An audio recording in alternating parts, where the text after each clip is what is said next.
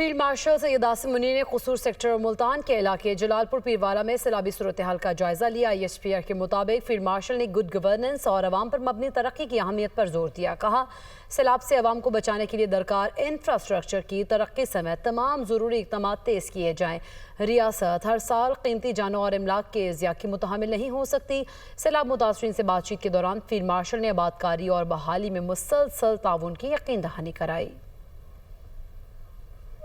ISPR کے مطابق field marshal Syed Asim Munir نے قصور سیکٹر اور جلالپور پیروالا ملتان میں فلڈ ریلیف کیمپس کے دورے میں سیلاب کی موجودہ صورتحال اور جاری امدادی سرگرمیوں کا جائزہ لیا۔ دورہ مؤثر امداد کو یقینی بنانے کے لیے سول انتظامیہ اور فوج کے درمیان ہم آہنگی بڑھانے پر مرکوز تھا۔ چیف سیکرٹری پنجاب اور سول انتظامیہ کے دیگر اعلیٰ حکام بھی موجود تھے۔ دورے کے دوران فیلڈ مارشل کو زمینی صورتحال پر تفصیلی بریفنگ دی گئی۔ سول انتظامیہ کے ساتھ بات چیت میں فیلڈ مارشل نے گڈ گورننس اور عوام پر مبنی ترقی کی اہمیت پر زور دیا۔ انہوں نے کہا کہ سیلاب سے ہونے والی تباہ کاریوں سے عوام کو بچانے کے لیے درکار انفراسٹرکچر کی ترقی سمیت تمام ضروری اقدامات کو تیز کیا جائے۔ ریاست ہر سال قیمتی جانوں اور املاک کے ضیاع کی متحمل نہیں ہو سکتی۔ فیلڈ مارشل نے سیلاب سے متاثرہ کمیونٹیز کو درپیش چیلنجز سے نمٹنے کے لیے مربوط سول ملٹری کوششوں کی اہمیت پر زور دیا۔ فیلڈ مارشل نے عوامی بہبود کے لیے تمام اقدامات کی حمایت کے لیے پاک فوج کے غیر متزلزل عزم کا اعادہ کیا۔